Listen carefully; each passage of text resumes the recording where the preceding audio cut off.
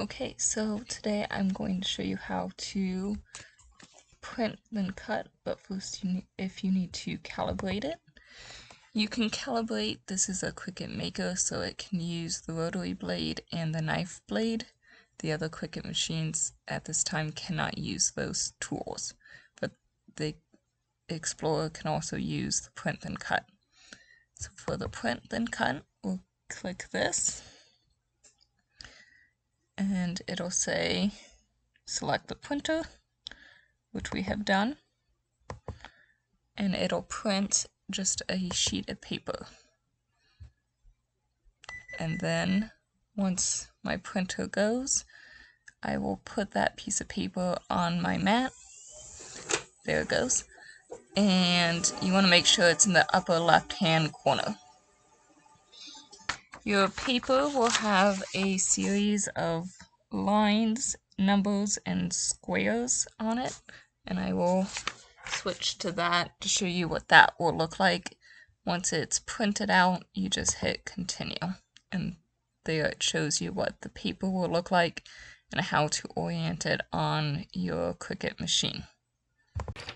Okay, so this is the paper that was printed, and I'm going to place it in the upper left hand corner of my mat. Since it's just a piece of paper, I am using my blue mat.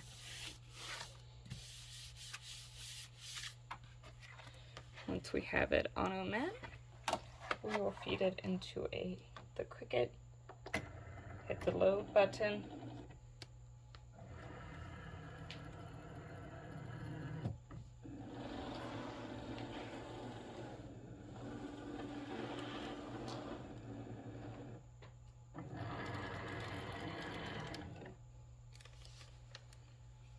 and now our screen says to hit the flashing go button.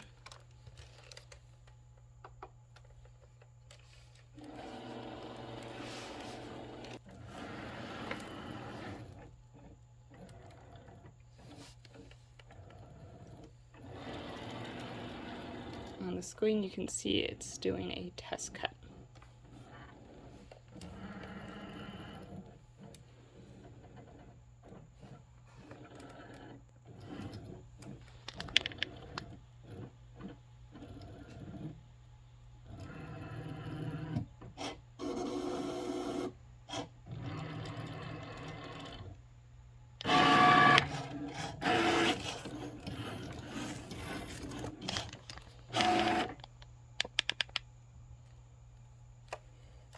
So now it has done the test cut. It says without unloading the mat, so that's very important. Don't hit the unload button.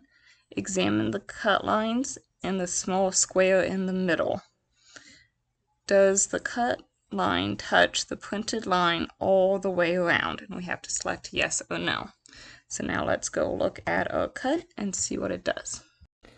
This is what my cut line looked like, and as you can tell, it does not touch everywhere.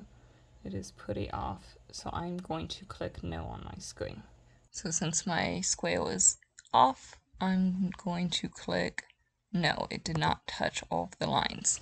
So it'll say let's try to get a closer cut to the print lines. Then we can fine tune the calibration. Select continue. And now it's performing the cuts again. Now, calibration cut. Without unloading the mat, examine the lines on the top and right of the calibration sheet. Which ones have cut closest to the center? So then you have a top, and you have to pick 1 through 21 from the top, and then we'll look at the right-hand side and pick A through U. So let's go look at our cut. This will be a little difficult for you to see, but there are these cut lines next to each dash, so I will go through and look at which line looks like it's the closest. So it's not going to be those, that's pretty off, and it might look off from your angle as well. And then I will do the same for these on the side here. Again, it's a little difficult for you to see. I guess you can see it the best here. There's the cut line and there's the calibration line, so it's quite off there, but it'll get closer here.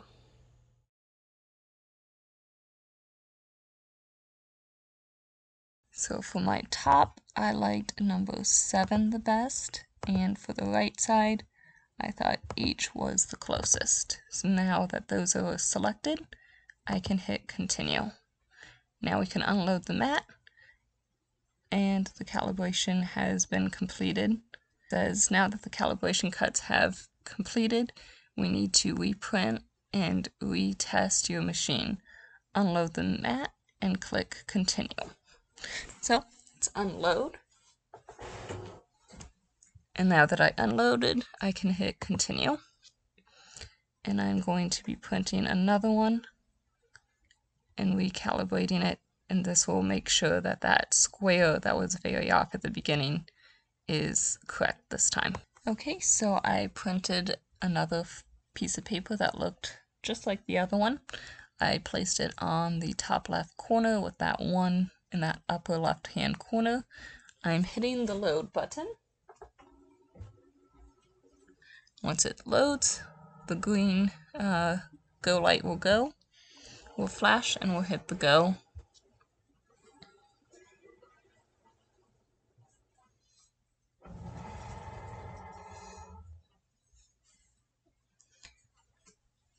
Okay, now we can hit go.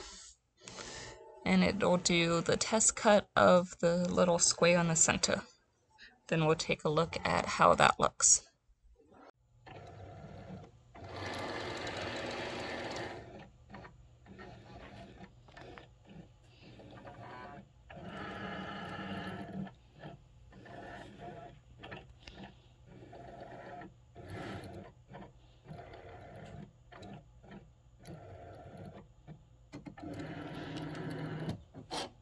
Black line is telling the machine where to cut, and the light helps it see that black line.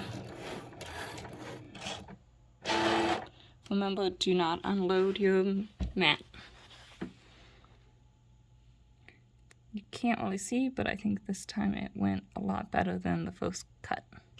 You can kind of see a little bit here. This time the cut was perfect on that line, on that square, so I will click yes this time. Continue, and it'll do the slash lines, and again we'll pick 1 through 21 for the top and A through U at the bottom or the right side, and see which one is the closest.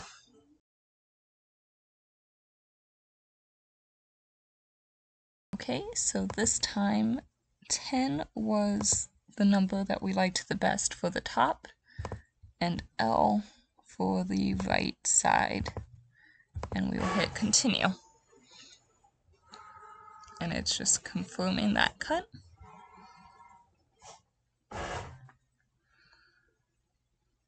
And we'll go see what the cut looks like. It's a little hard to see, but it did cut this square here, and the lines are pretty accurate. You can vaguely see the line there, so we will hit yes.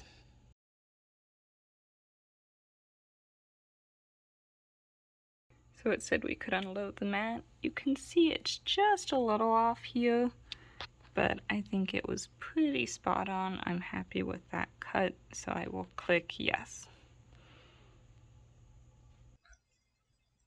I'm going to be doing a print and cut. I don't know why it just all of a sudden messed up my image, but it does make it look fine. And I will be sending it to my printer. I do not want the bleed for this piece. That just kind of makes the lines go out a little bit further past the precise cut. But for this, I want it to be more precise. And now that it's calibrated, we will see how better the cut is than the first one. This is being cut on sticker paper, clear sticker paper by Avery. we will be using printable sticker paper clear as a setting. And then I also like to hit more as the default, and I will be using my blue mat. I placed my printed piece of clear sticker paper in the upper left-hand corner of my blue mat, and we will be inserting it into the Cricut machine now.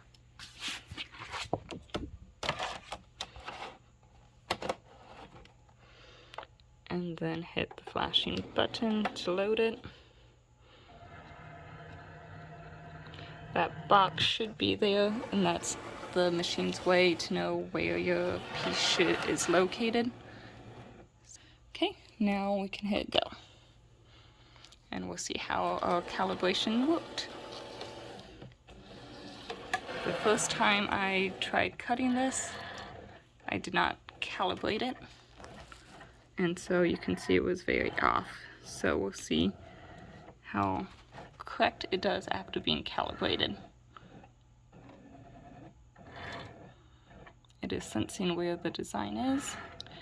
Again, it's very important to put your design in that upper left-hand corner so your machine knows where it is, because it knows the shape based on the orientation. So if I flipped it around, then it would miss my image altogether. This image is actually of a friend of mine who is going to be getting married, and I'm going to put this on an ornament for her.